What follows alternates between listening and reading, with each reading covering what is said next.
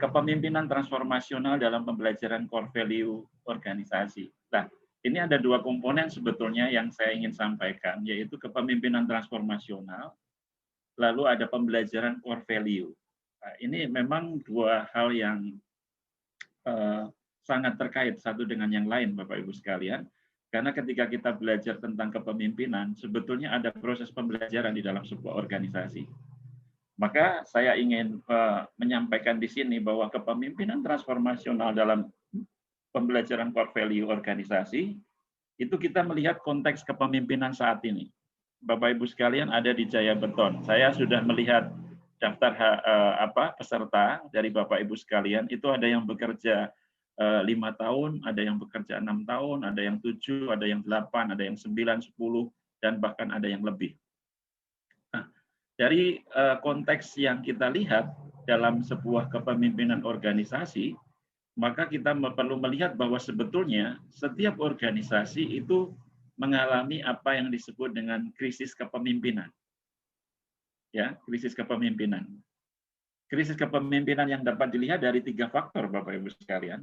Ada 3 faktor dari krisis kepemimpinan yang terjadi dalam sebuah organisasi. Padahal kalau kita berbicara tentang organisasi, tidak mungkin sebuah organisasi tanpa pemimpin. Itu tidak mungkin. Setiap organisasi pasti punya pemimpin, dan kenapa kok masih terjadi krisis kepemimpinan? Nampaknya karena tidak ada investasi yang dilakukan oleh organisasi itu untuk melahirkan pemimpin-pemimpin. Ini persoalannya. Stok suplai daripada pemimpin itu pun sendiri terbatas. Ada semacam pemusatan kekuasaan atau pemimpin secara oligarki kayak gitu, dan sulitnya mencari pemimpin yang berkarakter. Nah, dari dua bagian ini, Bapak Ibu sekalian, kita perlu melihat bahwa faktor kepemimpinan itu adalah faktor yang penting dalam sebuah organisasi. Saya tahu Bapak Ibu sekalian itu adalah pemimpin dalam level yang paling kecil, dalam unit mungkin, ya. Minimal kita pemimpin bagi diri kita sendiri, pemimpin dalam keluarga, pemimpin dalam unit, pemimpin dalam bagian atau departemen, pemimpin dalam skop yang lebih luas. Ya. Selain menjadi dosen di prodi manajemen, saya juga mendirikan satu lembaga consulting dan training, yaitu Reconnect bersama beberapa rekan saya, dan saya juga seorang manajer di satu lembaga kemanusiaan. Nah, dari proses pembelajaran sebagai pemimpin, saya menyadari bahwa faktor kepemimpinan itu faktor yang penting dalam organisasi untuk melakukan satu proses transformasi. Apa itu Bapak Ibu sekalian yang dimaksud dengan proses transformasi? Setiap organisasi itu punya masa, ya. Kalau kita belajar tentang manajemen operasional, itu ada masa di mana sebuah perusahaan atau organisasi itu akan mulai kepada tahap preparation. Dia masih introduction. Biasanya ini umurnya masih mungkin 2 tahun, 3 tahun, 5 tahun begitu. Tetapi dia akan bertumbuh atau tahap growing gitu, dia bertumbuh, dan itu sudah mulai perusahaan itu, organisasi itu mulai dikenal. Ya. Dalam konteks kompetitor gitu, kalau dibandingkan dengan perusahaan lain, dia mulai bertumbuh, dia bisa bersaing dan sampai ke mature, di mana perusahaan itu sudah mulai matang, established. Tetapi jika itu tidak dipertahankan ataupun dikembangkan, maka akan turun, mulai tahap decline, penurunan. Dan ini yang seringkali tidak disadari oleh pemimpin-pemimpin perusahaan atau organisasi. Setiap pemimpin itu punya masa, dan setiap masa punya pemimpinnya. Dan ketika kita melihat proses transformasi itu, kita melihat bahwa ada satu ini Bapak Ibu sekalian, upaya organisasi untuk mewujudkan yang bukan hanya kalau kita bicara tentang profit, tetapi juga kita bicara tentang keadilan, kesejahteraan hidup, ya, terbentuknya civil society yang beriman, berilmu, dan bermoral dalam konteks pekerjaan apapun itu terjadi. Dan itu dibutuhkan, karena itu adalah kualifikasi generik yang harus dimiliki dalam sebuah organisasi. Dan yang ketiga, dalam konteks kepemimpinan ini, Bapak Ibu sekalian, saya menemukan sulitnya menemukan sosok pemimpin yang tepat. Yang kedua yang kita perlu lihat selain konteks kepemimpinan ini, Bapak Ibu sekalian, Ini pertanyaan yang sering kali ditanyakan di dalam pelatihan-pelatihan kepemimpinan. Pemimpin itu dilahirkan atau dibentuk? Apakah ada orang yang lahir langsung jadi pemimpin? Apakah ada orang yang lahir tidak jadi pemimpin dulu? Dia mulai jadi, saya pernah Bapak Ibu sekalian menemukan orang dari satpam, security, lalu dia naik menjadi bagian finance. Sebelumnya dia menjadi semacam bookkeeper gitu. Sebelumnya dia menjadi, setelah jadi security, dia menjadi bagian pengirim barang, penerima barang dan pengirim barang. Lalu dia naik lagi menjadi bookkeeper. Dia naik lagi menjadi finance. Sekarang dia menjadi kepala finance. Saya sampai tergeleng-geleng, kepala saya menggeleng-gelengkan begitu. Kok bisa ya? Dari security loh. Ternyata dia mengembangkan diri, dia dilatih. Jadi kalau saya, Bapak Ibu sekalian bisa nanti memilih, saya minta Bapak Ibu sekalian juga memilih percakapan ini. Menurut Bapak Ibu sekalian, pemimpin itu dilahirkan atau dibentuk atau dilatih. Kalau saya, ya, saya memahami pemimpin itu bukan dilahirkan, tetapi dibentuk dan dilatih. Memang ada orang yang lahir dengan karakter-karakter kepemimpinan yang kuat. Ini biasanya orang yang memang lahir dari para pemimpin. Saya memperhatikan karena saya sangat suka autobiografi seseorang begitu, saya memperhatikan anak yang lahir dari seorang pemimpin itu selalu dikasih tahu kamu pemimpin. Nggak mungkin ya, anaknya macan, anaknya harimau, lalu dibilang kamu ini kucing, nggak mungkin. Bapaknya akan bilang kamu ini pemimpin. Terus ditanamkan, di nurture dia, kamu ini harimau, kamu ini macan, bukan meong. Kamu bukan kucing, kamu ini harimau. Orang tua akan menurture anaknya dan memberitahu bahwa orang yang dilahirkan dari satu kultur kepemimpinan, ini biasanya kepemimpinan yang turun-temurun itu Bapak Ibu sekalian, dan ini biasanya namanya ada di dalam konteks bukan di transformational leadership, tetapi ada di satu proses kepemimpinan yang melihat garis keturunan. Ini biasanya di raja-raja, ya, keturunan raja-raja itu, ya. Kalau kita lihat sistem monarki yang ada di Inggris, ada di Thailand juga, yang menjadi pemimpin adalah anaknya, ya, anaknya. Jadi dia lahir sudah jadi pemimpin nanti. Dia akan jadi putra mahkotanya, dia akan meneruskan dan sebagainya. Tetapi pandangan yang melihat bahwa pemimpin itu dilahirkan dan bukan dibentuk, itu akan juga melihat bahwa hanya kepemimpinan menjadi suatu wilayah eksklusif dan milik orang-orang itu tertentu saja bentuk. Kalau kita melihat dalam proses berikutnya, saya ingin membandingkan dua model kepemimpinan. Ada kepemimpinan yang disebut dengan kepemimpinan transformasional dan ada kepemimpinan yang disebut dengan transaksional. Nah, sebetulnya teori kepemimpinan itu ada 4, Bapak Ibu sekalian. Ya, saya tidak akan memberikan banyak secara teoritik, tetapi paling enggak Bapak Ibu sekalian tahu bahwa ada model kepemimpinan dari 4 model itu, ya, besarannya. Jadi kalau kepemimpinan kita belajar kepemimpinan, besarannya itu ada 4. Ya.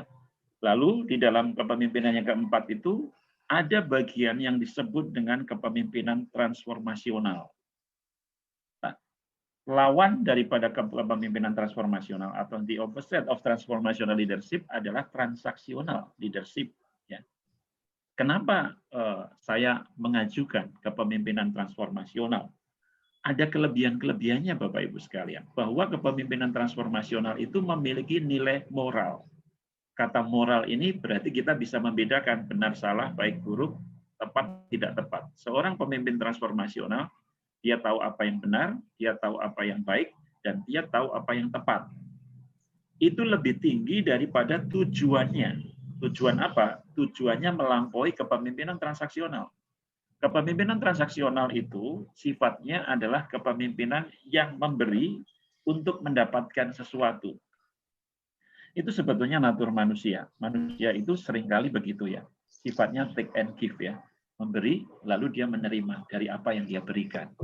Tetapi dalam pola kepemimpinan transformasional, sebetulnya capaian yang mau dicapai dalam kepemimpinan transformasional, itu tidak berfokus pada pemimpinnya dan tidak berfokus pada pengikutnya, tapi berfokus pada hal yang lebih tinggi dari tujuan siapa yang memimpin maupun siapa yang dipimpin. Jadi itu yang saya sebut dengan semacam nilai moral yang lebih tinggi, mencapai tujuan yang melampaui dari tujuan masing-masing.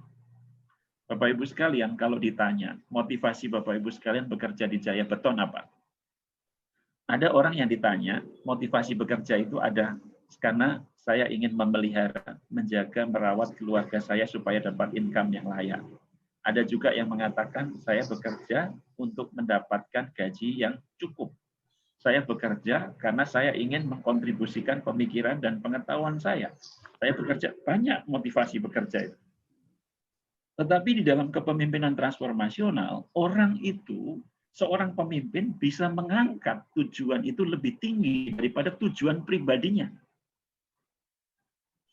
Dan tujuan siapa itu yang sebetulnya yang harus diangkat lebih tinggi?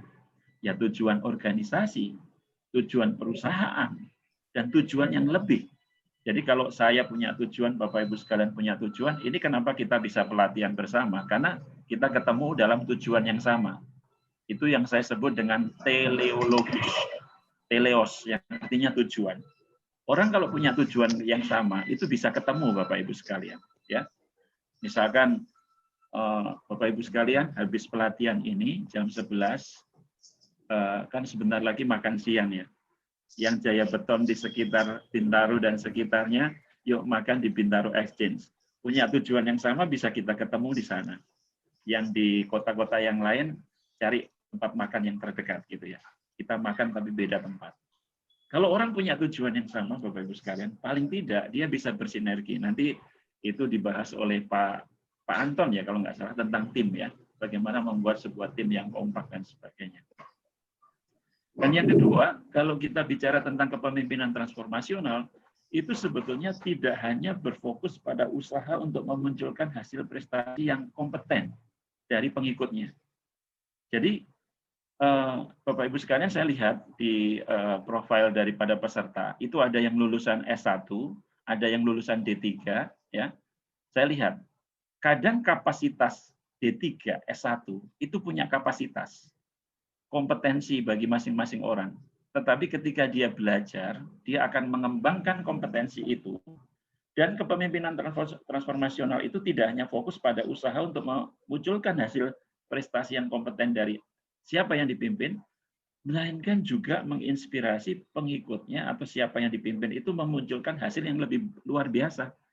Jadi dia tidak peduli dia S1, dia D3, dia S2 atau S3, dia mampu melewati kompetensi itu. Dia mampu menginspirasi. Inspirasi itu melebihi kompetensi, Bapak Ibu sekalian. Ya, inspirasi itu bisa melebihi kompetensi. Maka sekarang namanya ada industri kreatif. Kreativitas itu seringkali muncul dalam sebuah inspirasi dan itu sebetulnya sekarang dihargai sebagai sebuah kompetensi. Nah, hasil prestasi yang kompeten itulah yang harus dihadirkan. Tak pandang orang itu dari background ataupun posisi di mana dia sekarang berada. Dan menginspirasi untuk hasil yang sifatnya luar biasa. Hasil yang luar biasa. Hasil yang luar biasa ini bagaimana? Hasilnya kita ini kalau bekerja kan ada KPI-nya, Key Performance Indicator kita. Tetapi ketika kita KPI kita, itu biasanya orang kalau bekerja itu gini, ya pokoknya target tercapai lah. Nah, bagi orang yang punya kepemimpinan transformasional, dia nggak hanya mengejar KPI, beyond daripada KPI-nya. Dengan apa? Menginspirasi, memberikan sebuah inspirasi di situ. Hasilnya lebih beyond daripada KPI-nya. Nah, yang ketiga, Bapak Ibu sekalian, kepemimpinan transformasional itu merujuk pada kemampuan pemimpin menginspirasi pengikutnya, atau orang yang dipimpinnya untuk mentransendensikan. Mentransendensikan itu adalah menaikkan kelas, ya, menaikkan kelasnya. Jadi kelas yang lebih rendah dinaikkan menjadi kelas yang lebih tinggi dengan interest yang ada. Dia tertarik kepada bidang apa dan sebagainya. Kepemimpinan transformasional itu merujuk pada kemampuan pemimpin untuk menginspirasi pengikut dan mentransendisikan interest tadi. Jadi transendensi interest itu adalah naik kelas. Interestnya dinaikkan. Kita tertarik bidang apa, kita nanti dinaikkan kelas kita dengan interest kita, dengan ketertarikan kita, dengan bidang minat kita. Lalu kita bisa memberikan keuntungan kepada semua. Menariknya, di dalam kepemimpinan transformasional, keuntungan itu akan dinikmati oleh semua orang. Kalau transaksional hanya dinikmati oleh orang-orang yang berkaitan dengan proses itu sendiri. Tetapi kalau transformasional, kepemimpinan itu akan memberikan manfaat dan keuntungan. Benefitnya dilakukan atau dirasakan oleh semua pihak, kepada semua. Dalam kepemimpinan transformasional itu pencetusnya siapa sih Bapak Ibu sekalian? Sedikit saya memberikan tinjauan secara teoritik bahwa pencetus kepemimpinan transformasional itu dimulai dari Downton di tahun 1973. Dia melakukan semacam pendekatan penting tentang sebuah kepemimpinan yang dimulai dari seorang yang satu karya klasik gitu ya, oleh seseorang sosiolog politis. Karena kepemimpinan itu sebetulnya, karena saya lulusan S3 pengembangan sumber daya manusia di Universitas Airlangga, itu namanya studi program pasca sarjana atau sekolah pasca sarjana untuk PSDM, pengembangan sumber daya manusia. Dan PSDM sendiri, pengembangan sumber daya manusia, itu ternyata teori-teori yang dipakai, kajian-kajian yang dipakai itu adalah kajian dari ilmu psikologi, itu yang paling banyak, sekitar 50%, lalu teori-teori kepemimpinan, dan teori-teori komunikasi, atau ilmu-ilmu sosial, dan itu cukup banyak dipakai juga. Nah, ketika saya belajar ini, Bapak Ibu sekalian, saya telusuri, siapakah sih pencetus daripada kepemimpinan transformasional di situ? Seorang bernama James McGregor Burns, ya. Dia melakukan satu studi tentang leadership di tahun 1978. Dan dari proses leadership yang dikembangkan oleh Burns ini, ada pemikiran-pemikiran yang diambil oleh seorang bernama Bernard Bass. Itu di tahun 1985. Dia mencoba untuk mengembangkan proses leadership itu dari mengembangkan 4 aspek. Nanti saya akan menyampaikan di sini ya. Bagaimana dan proses teoritik daripada kepemimpinan itu berubah dari waktu ke waktu, Bapak Ibu sekalian. Menyesuaikan dari proses perkembangan manusia. Saya ingin memberikan analogi begini. Waktu kita lahir, manusia lahir, sampai dia mati, itu dia ada dalam satu masa kehidupan. Dari lahir sampai mati, manusia itu di-nurture atau dilatih, didampingi. Saat lahir kita diajari orang tua kita berjalan, berbicara, cara makan, cara minum, pakai piring, pakai sendok, ya, mula-mula pakai botol. Lalu kita diajarkan cara berkata-kata, 1 kata, 2 kata kita diajari. Kita diajari berjalan, kadang-kadang jatuh. Lalu kita disekolahkan oleh orang tua kita, mulai dari TK, SD, SMP, SMA, perguruan tinggi. Kita belajar untuk berkomunikasi dengan orang lain, kapasitas kita dikembangkan. Dan ternyata sebetulnya kepemimpinan itu melekat pada proses pengembangan sumber daya manusia dari dia lahir sampai dia mati. Nah, proses itu yang sebetulnya terjadi di dalam satu pengembangan kepemimpinan. Jadi kalau tadi Bu Tuti, ya, rekan-rekan sekalian mengatakan dilahirkan ataukah dilatih, memang ada unsur di mana kepemimpinan itu dibentuk sejak dia proses dilahirkan. Bahkan dalam kandungan, saya kan juga ini Bapak Ibu sekalian menjadi konsultan untuk di KPPA, ya, Kementerian Pemberdayaan Perempuan dan Perlindungan Anak, yang mengatakan bahwa anak itu adalah usia 0 sampai 18 tahun ke bawah. 0 itu mana? Waktu orang itu ada dalam kandungan, anak dalam kandungan, itu sudah menjadi manusia.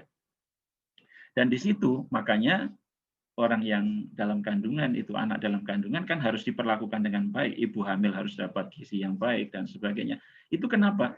Karena memang manusia harus dipersiapkan sedemikian rupa dengan baik.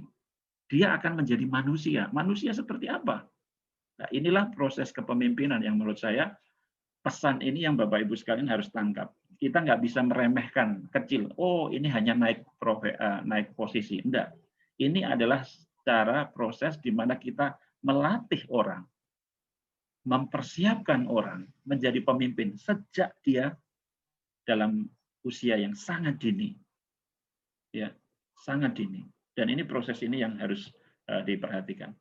Nah, dalam komponen kepemimpinan transformasional, Bapak Ibu sekalian, itu ada 4, ya, 4, ya. Yang pertama, pengaruh mengidealkan pemimpin. Dengan tetap di mute, saya minta Bapak Ibu sekalian membaca kata pengaruh mengidealkan pemimpin ini supaya kita ingat terus, ya. Ini, yuk kita ucapkan bersama-sama tanpa membuka mic kita, ya. 1, 2, 3.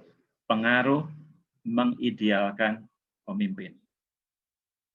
Yang kedua, Bapak Ibu sekalian, komponen transformational leadership atau kepemimpinan transformasional adalah 1, 2, 3 kita baca, motivasi inspirasional. Motivasi inspirasional. Yang ketiga adalah stimulasi intelektual. Dan yang terakhir adalah keempat adalah perhatian terhadap subjek. Nanti Bapak Ibu sekalian akan saya bagi dalam 4 kelompok. Masing-masing akan mendapat bagian ini disesuaikan dengan cross tabulasi dengan core value-nya Jaya Beton. Ya, nanti Bapak Ibu sekalian akan mendiskusikan di kelompok masing-masing. Saya ulang lagi Bapak Ibu sekalian supaya diingat. Yang pertama, pengaruh mengidealkan pemimpin. Yang kedua, motivasi inspirasional. Yang ketiga adalah stimulasi intelektual. Dan yang keempat adalah perhatian terhadap subjek. Manusia dipandang sebagai subjek, bukan sebagai objek. Ya. Saya akan menjelaskan satu persatu dari komponen-komponen kepemimpinan transformasional ini. Yang pertama, untuk pengaruh mengidealkan pemimpin, pengikut itu atau orang yang dipimpin itu berusaha untuk meniru. Ya, saya masih ingat persis ya. Saya waktu sekolah, kuliah, itu ada seorang teman yang sangat mengidealkan pemimpin. Sampai gaya rambutnya itu loh ditiru. Sang pemimpin itu pakai gaya rambut dia model klimis begitu, lalu disisir sebelah kiri. Itu sampai dia niru gaya bicaranya, bahkan gaya betulin kacamatanya jadi ditiru. Bapak Ibu sekalian perhatikanlah. Ketika seorang pengikut atau seorang yang dipimpin itu berusaha meniru pemimpin transformasional, mereka akan bertindak dengan cara yang lebih memungkinkan untuk melayani bahwa pemimpin itu dilihat sebagai model peran dari bawahannya. Ya, model peran, role of model, ya, role modelnya, ya. Bagaimana kita menjadi ditiru. Dan bahasa yang lebih kuat itu bukan kata-kata, tetapi tindakan. Oleh karena itu, tindakan-tindakan pemimpin itu akan ditiru oleh pengikutnya atau bawahannya. Makanya kalau kita ditempatkan jadi pemimpin, Bapak Ibu sekalian, kan kita ada tuntutan untuk menjadi, wah saya dicontoh, saya diteladani, saya dijadikan role model, kan begitu. Dalam hal apa? Mungkin dalam hal pertimbangan-pertimbangan saya, tidak menjadi orang yang, ada orang yang sumbu pendek, Bapak Ibu sekalian. Orang yang sumbu pendek ini disenggol saja sudah ngamuk-ngamuk, gitu ya. Mungkin dalam hal kesabaran. Oh, kalau saya dikasih beban load pekerjaan yang lebih banyak, saya tidak menggerutu, tapi saya menerima dan saya coba mengerjakannya dengan baik. Nah, bagian-bagian dari tindakan yang ditiru dalam kepemimpinan transformasional itu sebagai model peran dari bawahannya. Jadi ketika pemimpin transformasional itu tetap melihat bahwa ketika kita melihat pemimpin, faktor yang pertama yang harus dilihat adalah bagaimana dia akan ditiru dan diteladani sebagai role model itu. Yang kedua, ketika pemimpin itu mengatur diri sebagai contoh bagi pengikutnya atau orang yang dipimpin, maka dia mengikuti dengan nilai-nilai. Nilai apa? Terus terang, saya sekarang ini, waktu saya kuliah S3, saya dibimbing oleh seorang profesor, dan profesor itu masih kontak dengan saya sampai sekarang. Dia profesor, sekarang posisinya menjadi dekan FISIP di Universitas Airlangga Surabaya, profesor itu bernama Profesor Prof. Bagong ya. Saya terkesan dengan beliau karena apa? Beliau itu penulis yang sangat produktif. Dan saya mencoba meniru dia. Meniru dalam hal apa? Menjadi penulis. Menulis artikel, menulis opini, ya. Mencoba. Dan saya ketika beberapa kali bersama dengan beliau, saya tanya, Prof, kok bisa kreatif menulis gimana? Dia mengatakan, Pak, saya kan dosen ilmu sosial ya, itu kan banyak teori-teori dasarnya. Teori dasar, saya lihat fenomena, saya tulis, sudah. Waktu saya ajak ke satu pelatihan di satu pulau ya di Indonesia bagian timur, dia jadi pembicara, dia selesai, saya toleh dia, dalam waktu duduk sekitar 10-15 menit, dia sudah menulis 2 artikel. Bayangin Bapak Ibu sekalian, dia sudah nulis 2 artikel. Dan bagi saya, kreativitas itu yang saya tiru. Saya meniru kreativitasnya. Ya.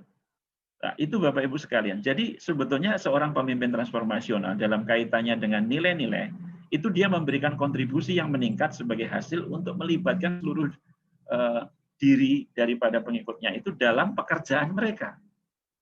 Coba Bapak Ibu sekalian temukan orang yang paling rajin di tempat pekerjaan Bapak Ibu sekalian di Jaya Beton, cari orang yang paling kreatif, tiru mereka. Tiru mereka. Ya. Yang ditiru adalah nilai-nilainya ya. Bukan tadi kayak gaya rambutnya nggak perlu ditiru. Tapi yang ditiru adalah nilai-nilainya, apa yang ditiru. Dan pada waktu kita meniru, yang kita tiru itu ya, kita juga sedang ditiru oleh orang-orang di sekitar kita dengan sistem komponen daripada transformational leadership, yaitu model peran atau menjadi role of model tadi. Dan di dalam bagian ini, Bapak Ibu sekalian, bawahan itu bekerja akan lebih efektif, memiliki energi untuk berkorban, serta bergerak melebihi kepentingan diri sendiri. Ya, kalau ngomong manusia itu egois, iya. Karena natur manusia itu sebetulnya tidak mau menolong, tetapi maunya ditolong. Natur manusia maunya juga menerima, bukan memberi. Dan natur-natur yang seperti ini sebetulnya sedang ditransformasi. Orang harus ditransformasi ke dalam kepemimpinan transformasional itu. Yaitu melalui apa? Bergerak melebihi kepentingan diri sendiri dan membuat kinerja yang lebih baik dan berkontribusi terhadap kinerja organisasi secara keseluruhan, perusahaan. Jadi kalau orang diajak kerja, saya nggak mau, ini nggak cocok sama kepentingan saya. Seorang pemimpin transformasional akan ngomong, yang kita perjuangkan bukan hanya kepentinganmu loh, bukan hanya kepentinganku loh, tapi kepentingan yang lebih tinggi, yaitu kepentingan organisasi, supaya kinerja tim kita, kinerja daripada departemen dan unit kita menjadi lebih berkembang. Seorang pemimpin dia akan terus mengatakan seperti itu, karena dia akan berkorban memiliki energi yang lebih banyak daripada itu tadi ya, bukan hanya untuk kepentingan dirinya sendiri. Nah, ini tadi yang pertama Bapak Ibu sekalian. Jadi ada 3 komponen ya, menjadi role model, menaikkan nilai-nilai, dan juga membuat kinerja yang lebih tinggi berkontribusi terhadap organisasi. 3 ini saya mohon untuk dihafal dulu. Paling enggak bukan dihafal ya, dimengerti kata kuncinya dulu. Yaitu menjadi role model, itu menjadi contoh, menjadi teladan. Yang kedua adalah memiliki nilai-nilai, ya, nilai-nilainya. Dan yang ketiga adalah dia bekerja melebihi kepentingan diri sendiri untuk berkontribusi terhadap organisasi, contribute terhadap organisasi. Komponen yang kedua, kalau yang pertama tadi pengaruh mengidealkan pemimpin, pengaruh yang kedua, komponen yang kedua adalah stimulasi intelektual. Waktu saya tes AQ, waktu SMA kelas 2, saya dites AQ, kelas 1 ya. AQ saya itu 119, Bapak Ibu sekalian. Waktu saya tanya apa artinya AQ 119, AQ 119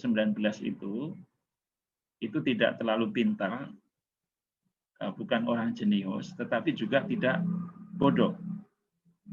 Itu di atas cukup atau di atas rata-rata.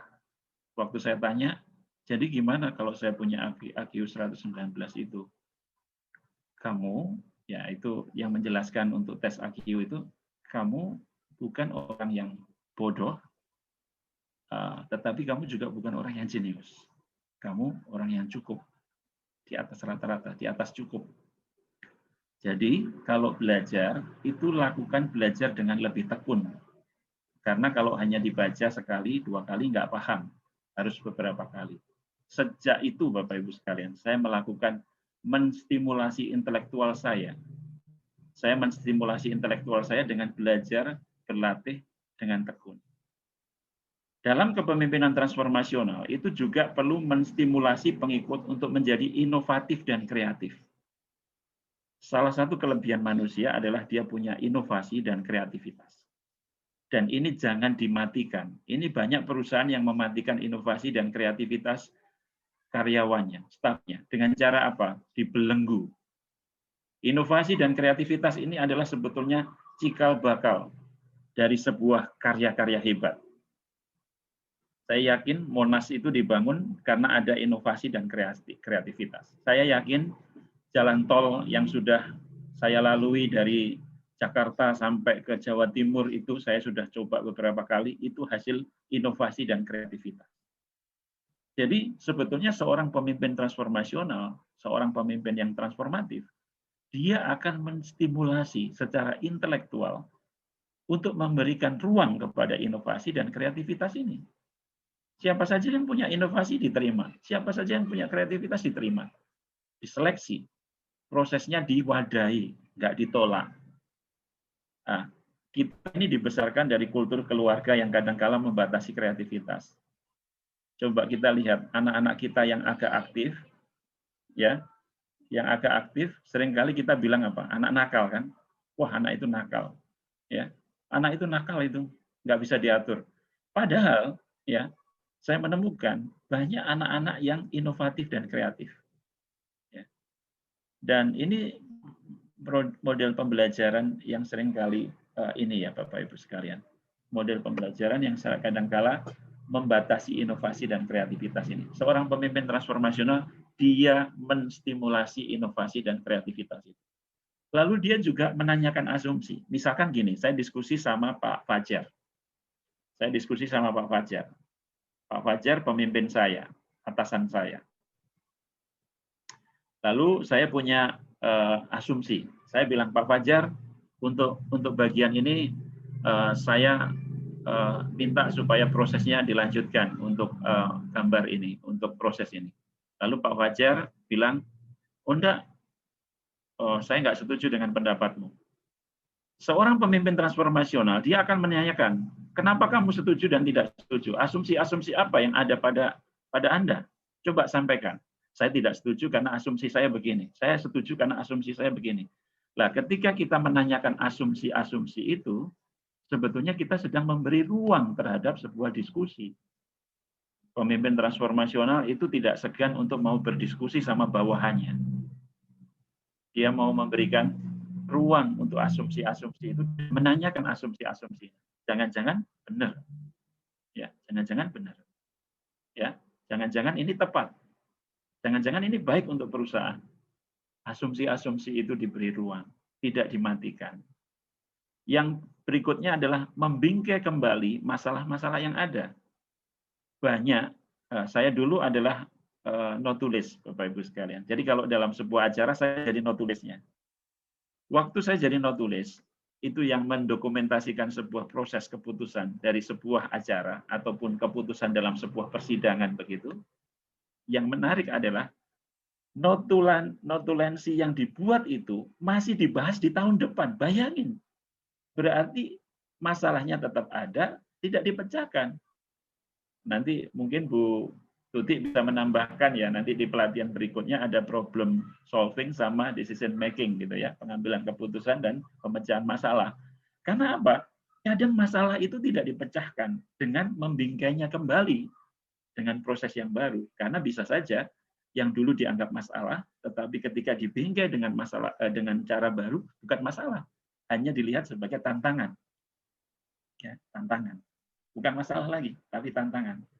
Masalah adalah gap antara realita dan harapan. Dan ketika kita melihat tantangan, kita melihat peluang di situ, bukan hanya melihatnya sebagai masalah gitu. Jadi membingkainya dengan hal-hal yang lebih baru. Kreativitas didukung dan tidak terdapat kritik secara terbuka. Bapak Ibu sekalian, kalau Anda dikritik secara terbuka depan orang banyak, gimana? Malu atau malu banget? Ya, Anda dikritik terbuka di depan banyak orang, malu atau malu banget? Sejak itu setelah dikritik Anda akan bilang, percuma saya menyampaikan pendapat, lebih baik saya tidak akan menyampaikan pendapat. Ini terakhir kalinya saya menyampaikan pendapat. Ya. Jadi kalau kita pemimpin transformasional itu, Bapak Ibu sekalian, dia tidak menyampaikan kritiknya secara terbuka. Dia melakukannya di mana? Face to face. Ya. Misalkan saya punya persoalan sama Ibu Dania. Ya. Bu Dania, saya punya masalah sama Bu Dania. Saya tidak akan pakai ajang rapat atau meeting untuk mengkritik Bu Dania di depan banyak orang. Saya akan panggil Bu Dania, saya ada sesuatu yang mau saya bicarakan, ada selisih pendapat antara kita, saya minta untuk kita bicarakan. Saya tidak ingin mengatakan kesalahan-kesalahan itu di depan orang atau kritik itu di depan orang. Ini pemimpin transformasional, Bapak Ibu sekalian. Dia tidak mengkritik secara terbuka. Dia memberikan ruang kepada kreativitas. Ya. Dan melakukan pendekatan pada situasi-situasi lama dengan cara yang baru. Bisa jadi itu bukan hal yang baru, itu lama. Tetapi dia lakukan dengan approach pendekatan yang baru. Nah, Bapak Ibu sekalian, waktu saya membaca ini, kenapa Gojek muncul, itu saya tertarik ya. Gojek itu muncul sekitar tahun 2000 berapa ya? Saya baca waktu itu armadanya Gojek itu masih 50 sepeda motor. 50 sampai 150. Kenapa Gojek itu berkembang luar biasa? Saya baca kisahnya. Nadiem Makarim itu, si pendiri Gojek itu, CEO Gojek itu, dia itu tinggal di Singapura dan dia sering ke Jakarta untuk meeting. Dan dia selalu menemukan Jakarta yang macet. Dia menemukan Jakarta yang macet. Nah, ketika dia menemukan Jakarta yang macet, dia naik ojek. Itu pasti ojek pangkalan ya, bukan ojek. Karena belum ada Gojek waktu itu. Dia naik ojek. Di atas ojek itu, dia berpikir dengan ininya, kreativitas dan inovasinya. Itu dia berpikir, wah, kalau ojek yang bisa mengantar saya dengan cepat dari satu tempat ke tempat lain ini dibikinkan aplikasi, sehingga orang bisa memesan dengan cepat melalui aplikasi, maka akan menjadi usaha yang bagus. Ting! Jadilah sebuah ide, namanya Go dan Jack. Ya. Dan pada waktu itu, ada satu turis dari Amerika, dia pesan Gojek naik dari Jakarta sampai ke Bali, Bapak Ibu sekalian. Dan pada waktu itu, dari Jakarta sampai ke Bali, yang dia video, dia share, dan itu sampai viewersnya banyak sekali. Dan akhirnya Nadiem terpilih menjadi salah satu young entrepreneur dan mendapatkan penghargaan pada waktu itu dari Hillary Clinton. Dan akhirnya Gojek berkembang dan berkembang sampai akhirnya menjadi macam-macam. Bukan hanya Gojek, tapi GoFood dan sebagainya. Ternyata Bapak Ibu sekalian, hanya menggabungkan antara ojek sama aplikasi, jadilah Gojek.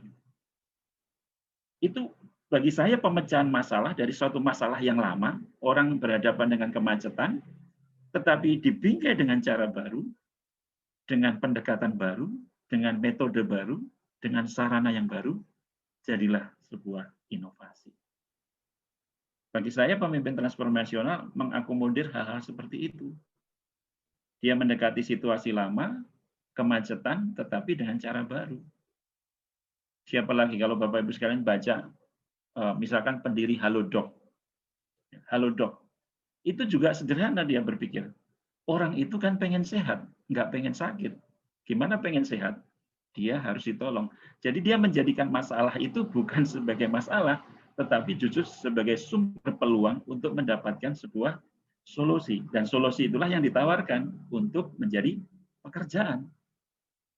Nah, Bapak Ibu sekalian, cara berpikir seperti ini menurut saya harus ditanamkan kepada diri seorang pemimpin. Jangan melihat masalah itu sebagai masalah saja, tapi lihatlah itu sebagai peluang dan bagaimana menyelesaikannya sehingga menimbulkan suatu usaha dan capaian yang baru. Itu stimulasi intelektual. Next, berikutnya. Yang ketiga, Bapak Ibu sekalian, saya mohon tidak lupa bagian-bagian ini. Yang ketiga adalah motivasi inspirasional. Bapak Ibu sekalian, motivasi inspirasional itu adalah mengkomunikasikan harapan. Mengkomunikasikan harapan itu pemimpin mengkomunikasikan harapan-harapan yang tinggi. Waktu kecil kita diajari apa Bapak Ibu sekalian? Gantungkanlah cita-citamu setinggi apa Bapak Ibu sekalian? Gantungkanlah cita-citamu setinggi jemuran gitu ya. Bukan setinggi jemuran ya. Setinggi apa? Setinggi langit. Ya, gantungkanlah cita-citamu setinggi langit. Ini kadang realistis, kadang enggak ya. Langit itu kan batas pandangan kita, begitu ya. Kalau setinggi langit seberapa ya? Maksudnya gantungkanlah cita-citamu setinggi mungkin ya, setinggi-tingginya. Seorang pemimpin transformasional, dia akan mengkomunikasikan harapan. Maka di organisasi itu Bapak Ibu sekalian kan ada apa yang disebut dengan rencana atau strategi berapa? Strategi Renstra untuk 5 tahun, ya, ada milestone-nya ya, 10 tahun, ya, ada 15 tahun. Mungkin Jaya Beton juga ini ya terlibat dalam pendirian untuk ini ya ibu kota baru ya. Saya baca ibu kota baru yang akan terus sedang dibangun terus itu di Penajam Kalimantan Utara itu, saya lihat gambaran tentang ibu kota baru itu keren banget ya. Itu akan menjadi ibu kota yang ramah lingkungan, ya, sustainable ekologinya diperhatikan, dan juga di sana disediakan berbagai macam fasilitas, gitu ya. Dan itu ternyata proyeksi Indonesia di tahun 2045, ya, 2045. Dan diharapkan tahun 2024 itu akan bisa sudah mulai ditempati di sana untuk proses penempatannya. Jadi pemimpin itu pikirannya bukan cetek gitu ya. Pemimpin itu pikirannya nggak pendek. Pemimpin transformasional pikirannya itu jangka panjang, visioner, jauh. Dia mengkomunikasikan harapan-harapan itu dengan tinggi sekali. Jadi targetnya itu nggak pendek-pendek begitu. Alah, pokoknya begini saja, kita jalan saja syukur. Ya, perusahaan kita untung-untung dikit nggak apa-apa lah, gitu ya. Kita kondisi-kondisi kayak gini ya nggak apa-apa lah. Pemimpin transformasional tidak seperti itu. Dia mengkomunikasikan harapan-harapan yang tinggi. Dan dia menggunakan simbol-simbol untuk fokus pada usaha staff, mengekspresikan nilai-nilai penting itu dengan cara-cara yang sederhana. Ya, itu makanya saya belum pernah berkunjung di kantornya Jaya Beton ya.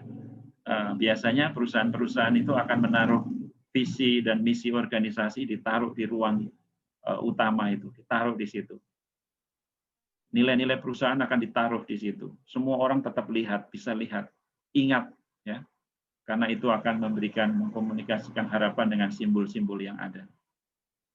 Lalu berikutnya Bapak Ibu sekalian memberi ide-ide baru secara solusi kreatif. Staf dan karyawan itu diharapkan dapat memberikan ide-ide baru. Jadi sifatnya partisipatif. Meeting-meeting akan jadi banyak memang. Tapi meetingnya itu bukan meeting yang hanya top down, tetapi juga bottom up.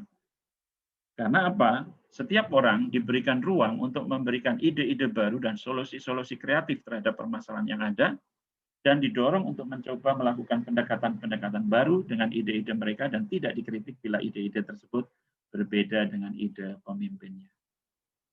Baik Bapak Ibu sekalian, ini motivasi inspirasional ya.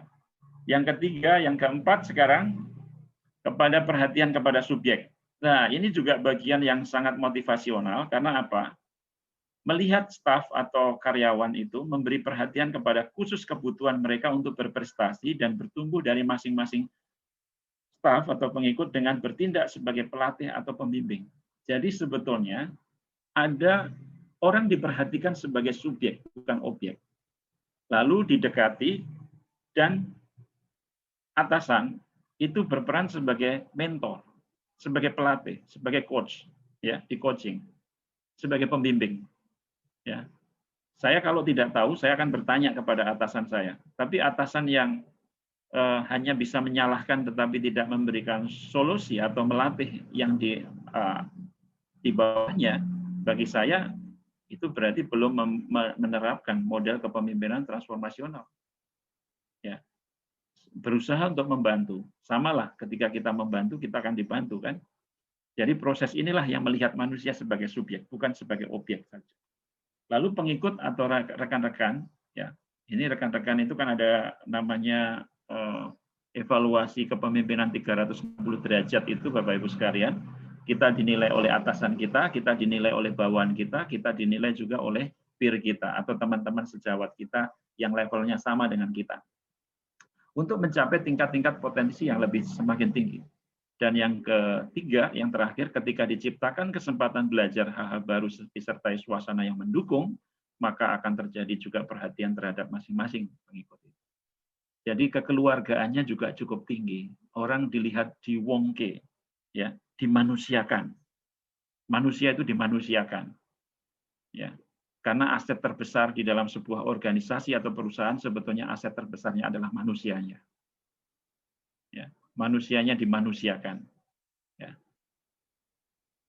Nah, terkait dengan pembelajaran organisasi, karena kita mau menerapkan ini Bapak Ibu sekalian, pelatihan transformational leadership ini di dalam pembelajaran organisasi, bagaimana ini ngeblendnya, bagaimana menyatunya.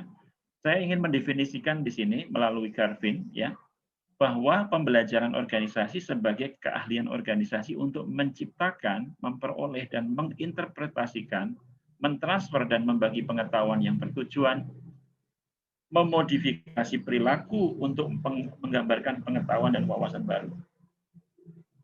Sedangkan menurut Taylor, bahwa pembelajaran organisasi merupakan kesempatan yang diberikan kepada pegawai sehingga organisasi menjadi lebih efisien. Tadi Pak Franky ya menyampaikan tentang efektivitas dan efisiensi, tapi sebetulnya dalam proses pembelajaran organisasi nanti kita kaitkan dengan transformational leadership. Jadi bagaimana implementasinya kepada